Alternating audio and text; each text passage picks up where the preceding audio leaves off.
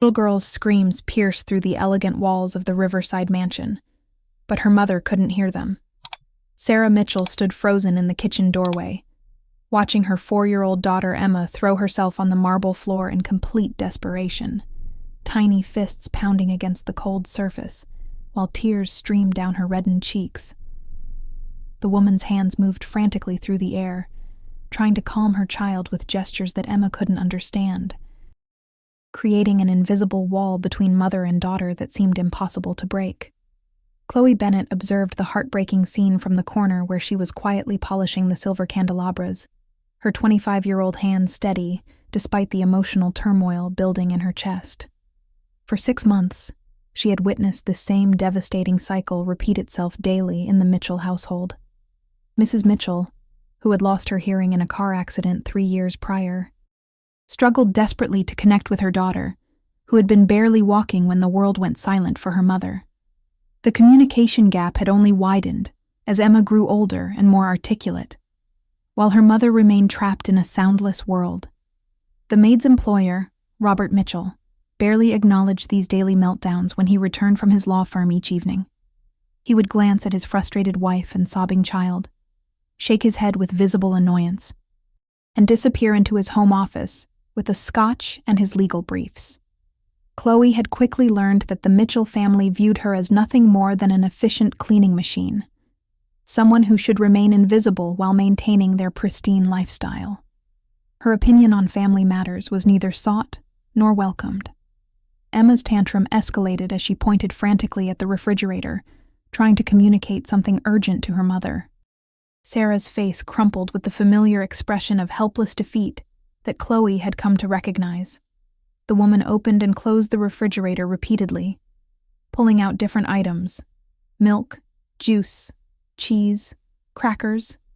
Each rejection from Emma causing more tears and frustrated gestures that Sarah couldn't interpret. The kitchen filled with the sound of Emma's increasingly desperate cries, while her mother's silent tears began to fall. Chloe's heart ached as she watched the scene unfold. She understood exactly what Emma wanted. The child had been asking for her special fruit cup with the cartoon characters on the package, the one hidden behind the yogurt containers on the top shelf. But Sarah couldn't hear her daughter's specific words, and Emma was too young to understand why her mother couldn't simply know what she needed. The maid's fingers unconsciously formed the sign for fruit as she watched, a habit she'd developed from her childhood. The elegant kitchen with its granite countertops and professional-grade appliances seemed to mock the family's struggle. Everything in the Mitchell home was perfect, except for the most important thing: the ability of a mother and daughter to understand each other. Chloe had grown up in a deaf household herself, but the Mitchells had no idea about her background. To them, she was simply the reliable girl from the cleaning service who showed up 3 times a week, completed her tasks efficiently, and left without causing any disturbance. Sarah finally gave up trying to guess what Emma wanted and sank onto one of the kitchen stools, burying her face in her hands. Emma's cries gradually subsided into hiccuping sobs as she realized her mother was defeated. The little girl climbed onto the stool next to Sarah and patted her mother's arm gently, her small face wet with tears, but filled with the kind of compassion that broke Chloe's heart. Even at 4 years old, Emma was learning to comfort her mother through their shared frustration. From the massive windows overlooking the Mitchells' backyard, Chloe could see into the neighboring property where billionaire Marcus Whitmore lived in his imposing glass mansion.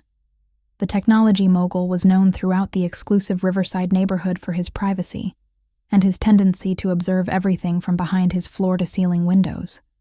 Chloe had noticed him watching the Mitchell house on several occasions, though she wondered what someone of his status and wealth could possibly find interesting about their daily domestic struggles. The afternoon sunlight streamed through the kitchen windows, highlighting the tears on both Sarah's and Emma's faces. Chloe continued her polishing, moving closer to the kitchen area while maintaining her invisible presence. She had learned to navigate the Mitchell household like a ghost, anticipating needs before they were expressed and solving problems without being asked. But this problem, this fundamental breakdown in communication, required intervention that went far beyond her job description. Robert Mitchell's voice echoed from the hallway as he spoke loudly into his phone about depositions and court dates. His tone carried the kind of confidence and authority that came from years of commanding courtrooms and intimidating opposing counsel.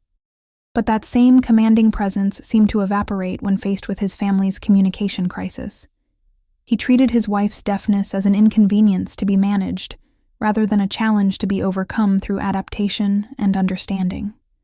Emma looked up from comforting her mother and noticed Chloe nearby. The little girl's tear-stained face brightened slightly as she waved at the maid, who always seemed to understand what she needed even when her parents couldn't.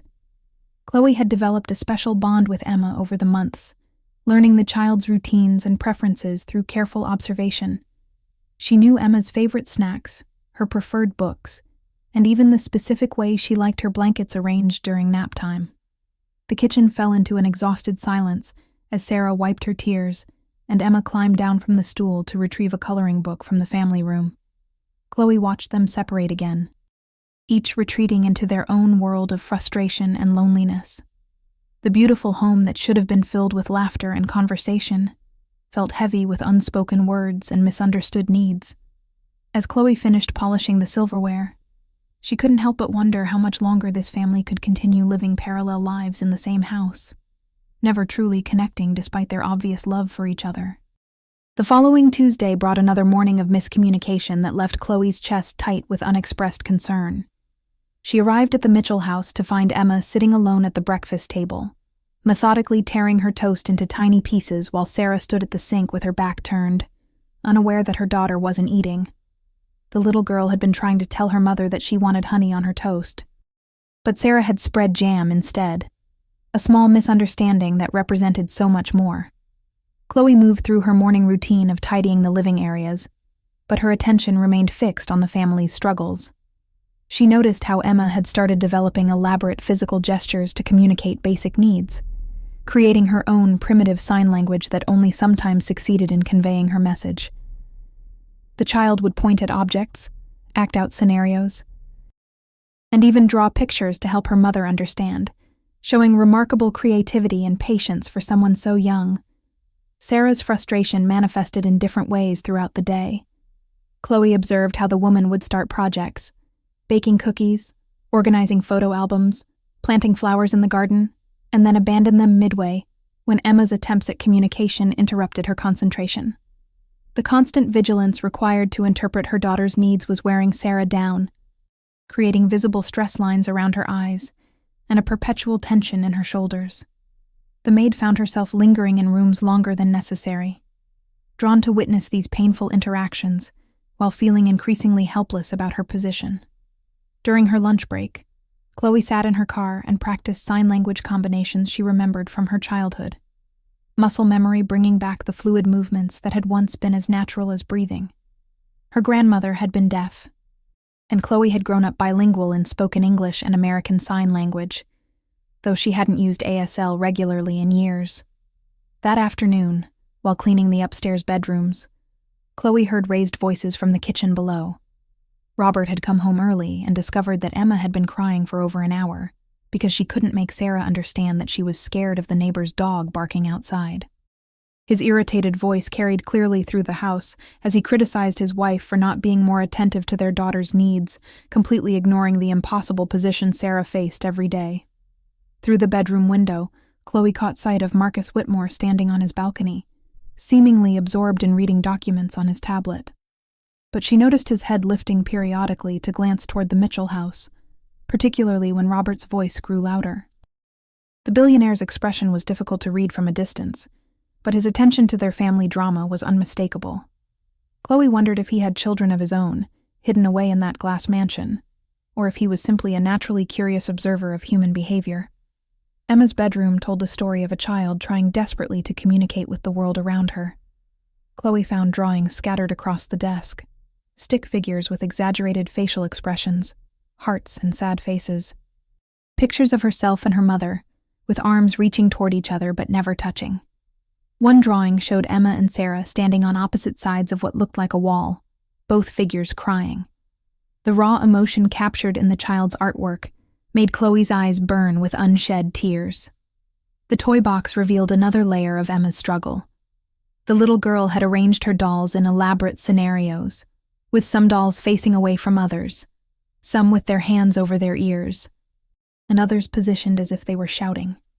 Chloe realized that Emma was processing her family's communication breakdown through play, acting out her confusion and frustration with the tools available to a 4-year-old mind. Sarah's personal spaces told an equally heartbreaking story. Her nightstand drawer contained brochures about sign language classes and deaf community resources, all printed from internet searches, but apparently never acted upon. Chloe found a journal where Sarah had written pages of anguished entries about feeling disconnected from her own daughter, about the guilt of not being able to hear Emma's voice, and about her fear that Emma would grow up feeling unloved because their communication was so fractured. The house itself seemed to reflect the family's isolation. Photos on the walls showed happier times before Sarah's accident. Family vacations, birthday parties, casual moments of connection that now felt impossible to recreate. More recent photos were formal and posed, lacking the spontaneous joy that marked their earlier pictures. Even the family's body language in recent photos showed the growing distance between them, with physical space between Sarah and Emma that hadn't existed before. Chloe's cleaning routine took her past the kitchen windows repeatedly, and each glimpse outside revealed Marcus Whitmore's continued presence on his balcony or behind his windows. The man's schedule seemed to align suspiciously well with the Mitchell family's daily dramas, though Chloe couldn't determine whether this was coincidence or deliberate observation. His expensive suits and confident posture marked him clearly as someone accustomed to having problems solved quickly and efficiently, making his apparent interest in the messy reality of the Mitchell household even more intriguing. By late afternoon, the communication barriers had created another crisis. Emma had fallen and scraped her knee in the backyard, but Sarah didn't realize the extent of the injury because she couldn't hear the intensity of her daughter's cries from inside the house. When she finally discovered Emma bleeding and sobbing by the garden gate, Sarah's panic was visible from across the yard. She scooped up her daughter and ran toward the house, but Emma's continued distress was clearly more about the fear and confusion than the actual physical pain. Chloe watched from the laundry room window as Sarah tried desperately to calm Emma with soothing touches and gestures, but the child needed something more. She needed to be heard and understood, not just physically comforted. The scene crystallized everything that had been building in Chloe's mind over the past months. This family was drowning in plain sight, and everyone who could help was choosing to remain on the shore, watching passively while the situation deteriorated day by day. Thursday morning arrived with an emergency that would change everything. Chloe entered the Mitchell house to find chaos erupting throughout the elegant rooms. Sarah was on her hands and knees searching frantically under furniture, tears streaming down her face, while Emma stood in the corner screaming at the top of her lungs. The little girl was pointing desperately toward the backyard, her small body shaking with the kind of terror that only a child can experience when they believe something terrible has happened to someone they love. Emma's pet hamster, Buttercup, had escaped during the night, and the 4-year-old had been trying to explain this crisis to her mother for over an hour. Sarah understood that something was missing, or lost, but she couldn't comprehend what Emma was frantically trying to communicate. The child's desperation had reached a fever pitch, her voice hoarse from screaming and her face blotchy red from tears and frustration. She kept running to the empty hamster cage and then back to her mother, pointing and crying, but Sarah could only see her daughter's distress without understanding its cause. Robert had already left for an important court case, dismissing the morning chaos as another tantrum that Sarah needed to handle alone. His parting words, spoken loudly enough for the neighbors to hear, criticized his wife's inability to control their daughter and suggested that perhaps professional help was needed for Emma's behavioral problems. The front door had slammed behind him, with a finality that left Sarah looking even more defeated and isolated than usual. Chloe moved through the house quietly, understanding immediately what had happened when she saw the open hamster cage and Emma's desperate gestures toward it. But her position as household staff meant she was expected to clean around the crisis, not interfere with family matters. She had learned through experience that the Mitchells preferred their help to remain invisible and silent, addressing housework rather than family problems. Any attempt to step outside those boundaries was met with polite but firm reminders of her place. The morning progressed with increasing desperation, as Sarah's attempts to calm Emma failed repeatedly. The little girl rejected every comfort her mother offered: snacks, toys, television programs, even a warm bath, because none of these things addressed her real concern about Buttercup's safety. Sarah's face reflected the exhaustion of someone who had been fighting an impossible battle for months, her usual patience wearing thin under the pressure of not being able to help her own child. Emma's behavior escalated beyond anything Chloe had witnessed before. The child began throwing her toys across the room, knocking picture frames off side tables, and pulling books from shelves in a desperate attempt to make her mother understand the magnitude of the crisis. Sarah tried to stop the destructive behavior, but her attempts to redirect Emma only intensified the child's frustration.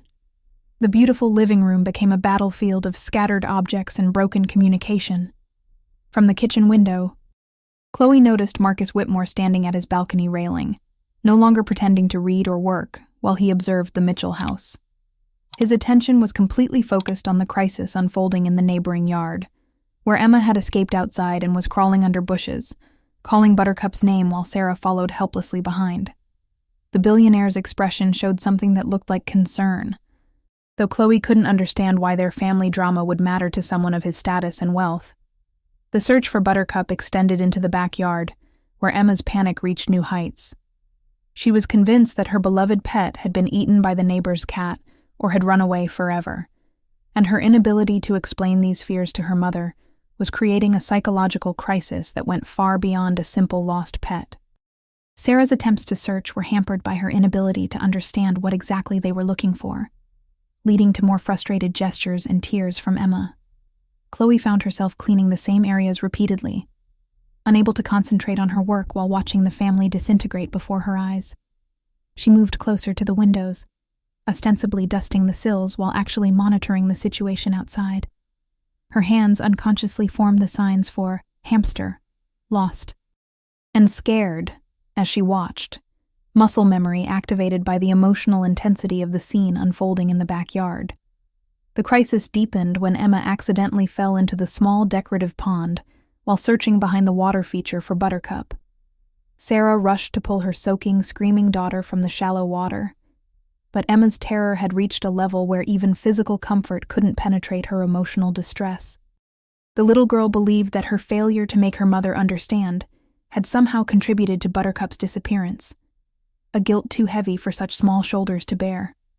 Sarah carried the wet, sobbing child back into the house, her own tears mixing with the pond water dripping from Emma's clothes.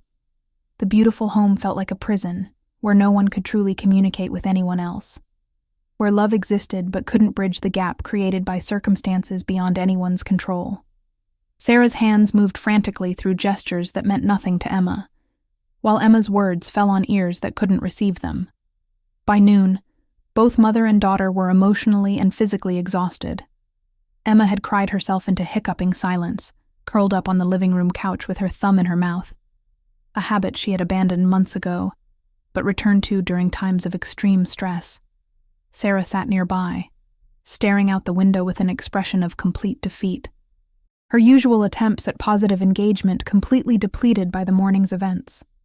Chloe's internal conflict reached a breaking point as she witnessed the aftermath of the crisis.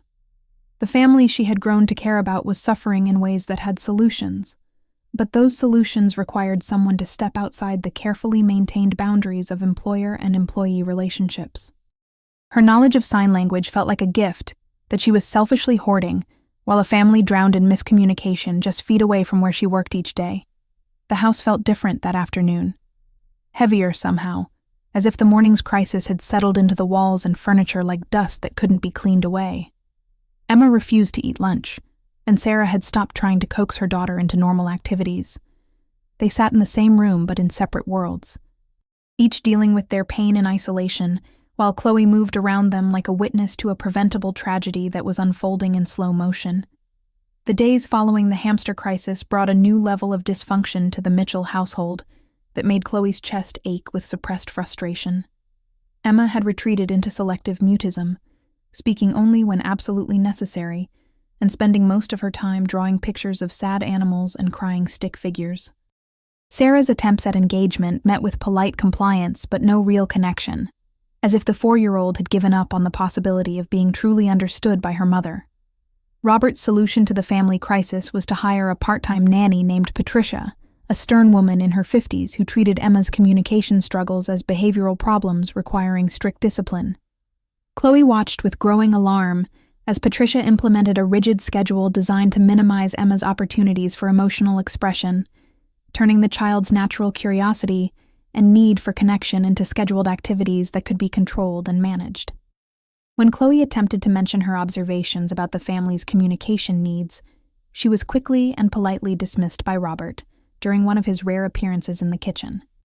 He explained with patronizing patience that household staff should focus on household tasks, while family matters would be handled by qualified professionals. His tone made it clear that Chloe's background and education were assumed to be limited, and her insights were therefore irrelevant to solving complex family problems. Sarah's isolation deepened as she began to rely more heavily on Patricia's structured approach to managing Emma.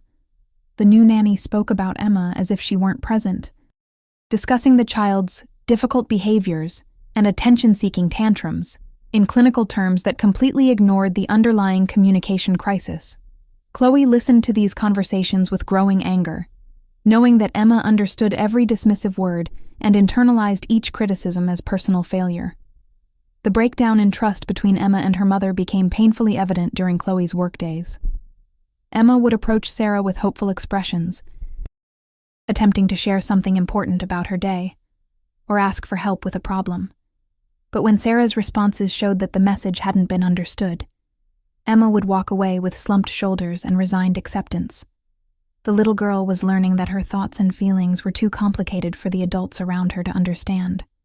Patricia's presence created an additional barrier between mother and daughter by intercepting most of Emma's communication attempts and translating them into what she considered appropriate requests. The nanny's interpretation often missed the emotional content of Emma's needs, focusing only on practical solutions that addressed symptoms rather than underlying feelings.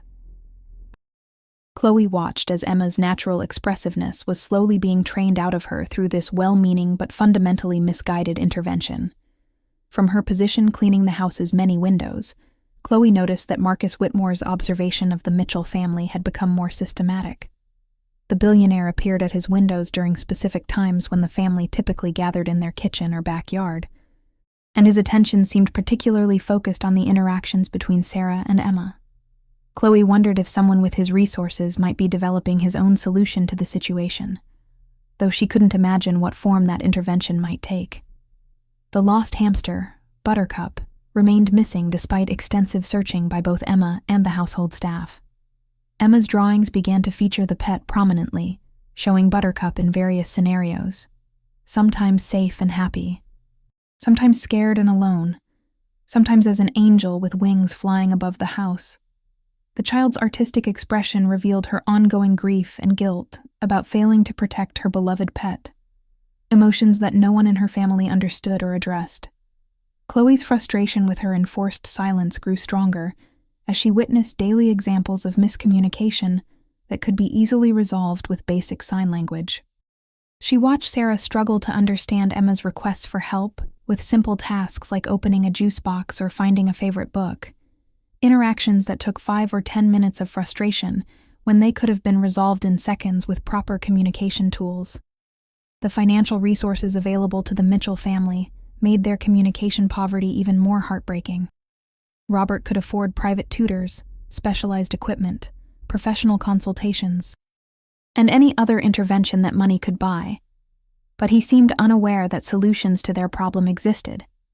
His legal training made him excellent at researching complex case law, but he approached his family's crisis as if deafness were an unfixable condition that simply required management rather than adaptation.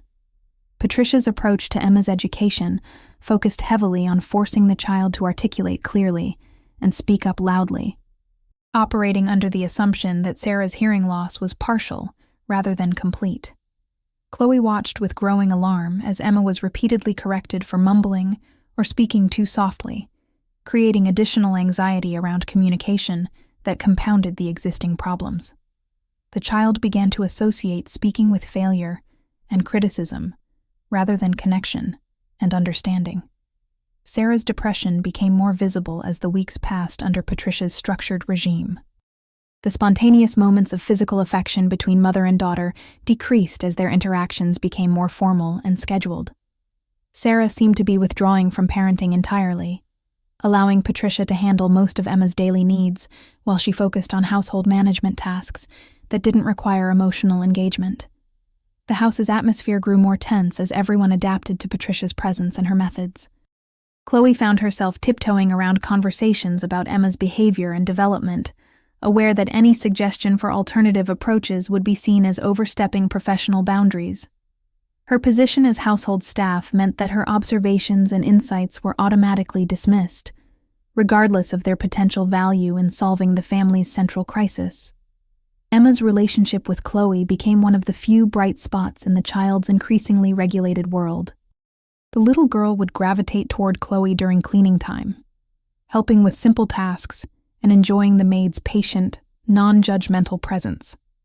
Chloe noticed that Emma's natural expressiveness returned during these interactions, as if the child instinctively understood that she was safe from criticism and correction while they worked together quietly around the house. The breakthrough began on a quiet Wednesday afternoon, when Chloe couldn't bear to watch Emma struggle alone any longer. The little girl had been trying to explain to Patricia that she was scared of the thunderstorm approaching outside, but the nanny interpreted Emma's agitation as defiance about nap time. Emma's increasing panic about the darkening sky and rumbling thunder was being met with firm instructions to lie down and be quiet, creating a spiral of fear and frustration that broke Chloe's heart. When Patricia stepped out to take a phone call, leaving Emma crying alone in her bedroom, Chloe made a decision that would change everything. She approached the child's bed quietly and began to form simple signs with her hands. First the sign for scared, then thunder, then safe. Emma's crying stopped immediately as she watched Chloe's hands move through the air with purposeful grace. The child's eyes widened with recognition, not of the specific signs, but of the fact that someone was finally trying to communicate with her, rather than manage her behavior.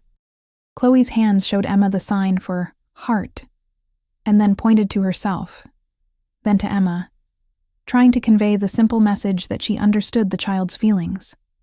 Emma wiped her tears and attempted to copy Chloe's hand movements, her small fingers trying to replicate the graceful gestures. When Emma successfully formed the sign for heart, Chloe's face lit up with genuine pride and encouragement, giving Emma the first positive response to her communication attempts that she'd received in weeks. The sound of Patricia's returning footsteps sent Chloe back to her cleaning duties, but the connection had been made. Emma spent the rest of that afternoon practicing the hand movements she'd seen, incorporating them into her play and testing them out when adults weren't paying attention. The child's demeanor showed a subtle but significant change. Hope had been rekindled in her young heart by the discovery that meaningful communication might be possible after all. Over the next few days, Chloe began incorporating small sign language lessons into her interactions with Emma whenever they were alone together. She taught Emma basic words like hello, please, thank you, and more, always being careful to return to normal cleaning activities when other adults approached. Emma absorbed each new sign with the enthusiasm of someone finally finding the tools she needed to express herself effectively. The child's quick mastery of basic signs revealed her natural intelligence and desperate hunger for real communication. Emma began experimenting with combining signs to create simple sentences, and she started using facial expressions and body language more deliberately to add meaning to her gestures. Chloe watched with amazement as Emma's personality began to emerge more fully through this new form of expression, showing depths of thought and feeling that had been hidden behind the barriers of limited communication.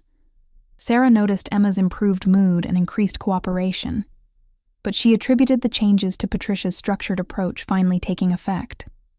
The nanny took credit for Emma's progress, explaining to Robert that consistent discipline was helping the child mature and adapt to her mother's limitations. Neither adult suspected that Emma was developing an entirely new communication system during her quiet time with the household staff. Marcus Whitmore's observation of the family seemed to intensify during this period, and Chloe began to suspect that the billionaire's interest went beyond casual neighborly curiosity. She noticed him watching specifically during the times when she worked in the rooms facing his property. and his position at his windows seemed to align perfectly with Emma's outdoor playtime. The man's attention felt deliberate rather than coincidental, though Chloe couldn't understand what would draw someone of his prominence to their relatively ordinary family drama. Emma's artistic expression began to change as she learned more signs from Chloe. Her drawings started to feature people with their hands in various positions, and she began incorporating hand-shaped symbols into her artwork. The child's pictures became more optimistic, showing figures reaching toward each other with their hands extended, rather than separated by invisible barriers. The transformation in Emma's art reflected her growing hope that communication between people was possible. The breakthrough moment came when Emma successfully used sign language to communicate a need to Chloe that would have been impossible to express through gestures alone. The child signed that she was worried about her mother being sad and wanted to give Sarah a present to make her feel better. Emma's ability to express complex emotions and ideas through sign language demonstrated the sophisticated thinking that had been trapped inside her young mind for months. Chloe helped Emma create a special drawing that incorporated both pictures and simple sign language symbols, intended as a gift for Sarah. The artwork showed a mother and daughter with their hands forming the sign for love, surrounded by hearts and smiling faces. Emma worked on the project with intense concentration, understanding that this gift represented her first real attempt to bridge the communication gap with her mother, using her newly acquired tools. The little girl's confidence grew dramatically as she mastered more signs and began to understand that her thoughts and feelings could be expressed in ways that others might eventually understand. Emma started approaching daily challenges with more patience and creativity, using her growing sign language vocabulary to supplement her spoken words and gestures. The child's natural resilience was finally being supported by effective communication tools.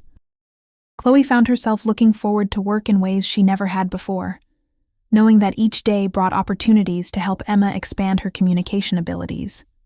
The maid's own fluency in American Sign Language returned quickly as she used it regularly again, and she began remembering the joy she had felt as a child when signing opened up entire worlds of expression and connection that spoken language couldn't always provide.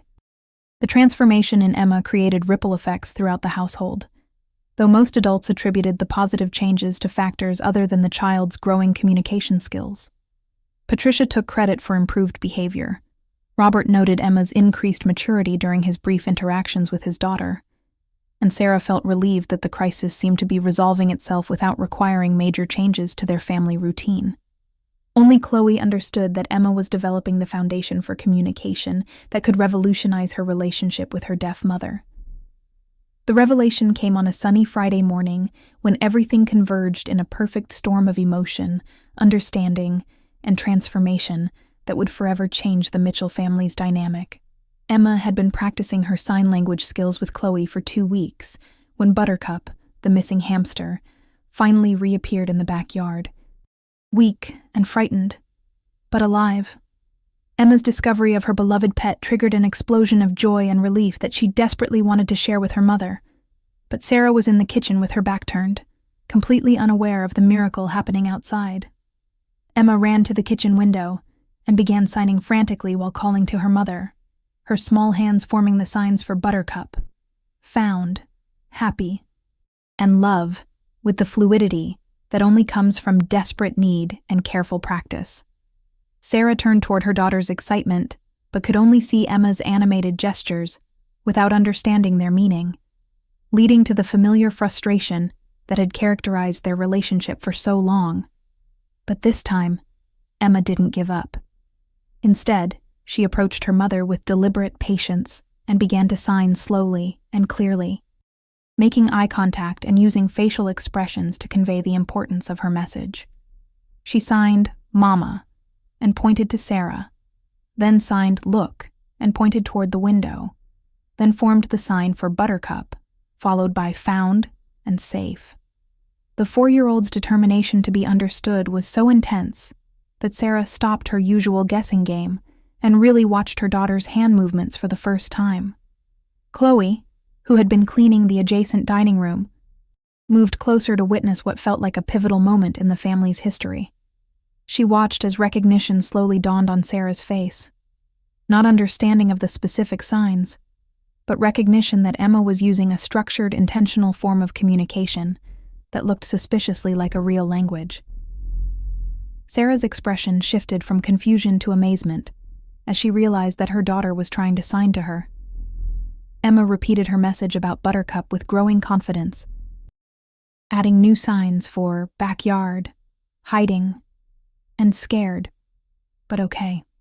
Sarah's face showed the wonder of someone witnessing a miracle as she began to understand that her daughter had somehow learned elements of sign language. The woman's eyes filled with tears, but for the first time in months, they were tears of hope rather than frustration and defeat. The emotional intensity of the moment drew Robert from his home office, where he had been preparing for a weekend conference call. He entered the kitchen to find his wife and daughter engaged in the most focused communication they had shared since Sarah's accident, with Emma patiently teaching her mother basic signs, while Sarah attempted to copy the movements with trembling hands. Robert's typical impatience with family drama was replaced by genuine surprise as he witnessed his 4-year-old daughter demonstrating communication skills that none of them had known she possessed. From the kitchen window, Marcus Whitmore was clearly visible on his balcony, no longer pretending to work or read while he observed the Mitchell family. The billionaire stood at his railing with his full attention focused on the scene unfolding in the neighboring kitchen, his expression showing an intensity that suggested personal investment in the outcome. Chloe noticed that he had positioned himself to have the clearest possible view of the family's interaction, as if he had been waiting for exactly this moment to occur. Emma's joy about finding Buttercup combined with her excitement about successfully communicating with her mother created an energy that transformed the entire kitchen atmosphere. The little girl signed love and pointed to Sarah, then signed happy and pointed to herself, then signed family and gestured to include everyone present. Sarah's tears flowed freely as she attempted to sign love back to her daughter, her unpracticed hands fumbling through the movement while Emma patiently corrected her finger positions. The breakthrough extended beyond just the discovery of sign language, as Emma began demonstrating other communication strategies she had learned during her lessons with Chloe. She showed her mother how to use facial expressions to add meaning to basic gestures, how to maintain eye contact during important conversations, and how to create visual supports for complex ideas. The child's natural teaching ability suggested that she had been thinking deeply about communication challenges and developing solutions during her weeks of apparent withdrawal. Robert's amazement at his daughter's abilities was mixed with confusion about how Emma had acquired these skills, without any of the adults in the household knowing about her learning process. He questioned Emma gently about where she had learned to sign, but the 4-year-old's explanations were too complex for her spoken vocabulary to convey clearly. Emma tried to explain through a combination of signs and gestures that someone in the house had been teaching her, but her description was too vague for Robert to identify her teacher. Sarah's transformation was the most dramatic aspect of the entire revelation. The defeat and resignation that had characterized her demeanor for months melted away as she realized that communication with her daughter was not only possible, but was actually happening in real time. Her hands moved through basic signs with increasing confidence, and her face showed the kind of joy that only comes from experiencing something that had seemed impossible just moments before. Patricia, who had been running errands during the morning's excitement, returned to find the family engaged in intense sign language practice in the kitchen. The nanny's bewilderment at Emma's sudden communication breakthrough was evident, particularly since these skills hadn't emerged during any of their structured learning sessions. Patricia attempted to take credit for Emma's progress, suggesting that her disciplinary approach had somehow unlocked the child's hidden potential. But Robert was too focused on the immediate miracle to pay attention to the nanny's explanations. The scene attracted attention from other neighbors as well, who could see through the Mitchells' large kitchen windows that something extraordinary was happening in the usually troubled household. The visibility of their breakthrough felt symbolic to Chloe. This family's healing was happening in full view of their community, creating the possibility that their transformation might inspire or educate others facing similar challenges. Emma's request to show her parents the recovered Buttercup created the perfect culmination to the morning's revelations. The family moved together toward the backyard, with Emma leading her mother by the hand, while teaching her the signs for different objects they passed. Sarah's amazement at her daughter's patience and skill as a teacher added another layer to her growing understanding of Emma's intelligence and emotional maturity. The discovery of Emma's sign language abilities sent shockwaves through the Mitchell household that extended far beyond the immediate family circle. Within hours of the breakthrough, Robert had canceled his weekend conference calls and was researching sign language classes, deaf community resources, and educational programs with the same intensity he brought to preparing major legal cases.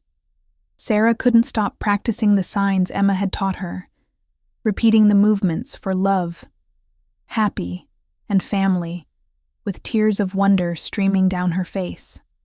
Marcus Whitmore's response to the family's transformation was the most surprising development of all. The billionaire appeared at the Mitchells' front door that same afternoon, carrying a beautifully wrapped package and wearing an expression that combined nervousness with deep emotion. When Robert answered the door, Marcus introduced himself not as the tech mogul and philanthropist that his reputation suggested, but as someone who had been profoundly moved by watching their family's journey toward communication and connection. The conversation that followed revealed that Marcus had lost his own daughter in a car accident 5 years earlier, the same accident that had left her deaf, and he had been struggling with guilt about not learning sign language before it was too late. Watching Emma and Sarah's breakthrough had reminded him of conversations with his daughter that never happened, connections that were never made, and love that was never properly expressed. His observation of the Mitchell family had been part of his own healing process, and their success had inspired him to find ways to honor his daughter's memory. Marcus's gift to Emma was a complete set of professional sign language learning materials, including books, videos, interactive software, and even a scholarship fund for formal ASL classes for the entire family. But his greatest gift was the offer to fund a comprehensive support system that would help the Mitchells transform their home into a truly bilingual environment where both spoken English and American Sign Language were valued equally as communication tools. When Marcus learned that Emma had acquired her sign language skills from someone in the household, his attention turned immediately to identifying and thanking the teacher who had made the breakthrough possible. Robert's investigation into Emma's learning process finally led them to Chloe, who had been quietly observing the afternoon's developments while continuing her usual cleaning routines. The revelation that their housekeeper was fluent in ASL and had been teaching Emma in secret created another wave of amazement and gratitude. Chloe's background story emerged gradually as the family gathered in the living room to understand how the transformation had occurred. She explained her childhood in a deaf household, her grandmother's influence on her language development, and her recognition of the family's communication crisis from her first day of work. Her decision to teach Emma had been driven by maternal instinct and professional ethics. She couldn't stand by and watch a child suffer when she possessed the tools to help.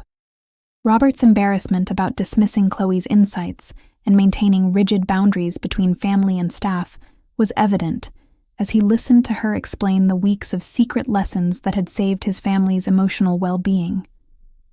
His legal mind immediately grasped the implications of how much healing could have occurred sooner if he had been open to input from unexpected sources. The experience became a profound lesson about assumptions, prejudices, and the value of listening to all perspectives. Sarah's gratitude toward Chloe was overwhelming and transformative. The woman who had felt isolated and hopeless just hours earlier was now embracing the maid who had given her the gift of communication with her own daughter. Sarah's attempts to sign thank you to Chloe were clumsy but heartfelt, and Chloe's patient corrections of her hand positions created an immediate bond between the two women that transcended their previous employer-employee relationship. Marcus's offer to Chloe was as unexpected as everything else about the day's revelations. He proposed hiring her as a full-time family communication specialist and deaf community liaison, with a salary that reflected the true value of her skills and knowledge. The position would involve not only continuing Emma's education, but also developing programs to help other families facing similar communication challenges. Marcus wanted to create a foundation in his daughter's memory that would prevent other families from experiencing the isolation and disconnection that had characterized his final years with his child. The transformation of Chloe's status from invisible household staff to valued family consultant created a ripple effect throughout the neighborhood. Other families began reaching out to learn about sign language resources, and the Mitchell home became an informal community center for parents dealing with communication challenges. Patricia's rigid approach to child development was replaced by a collaborative system that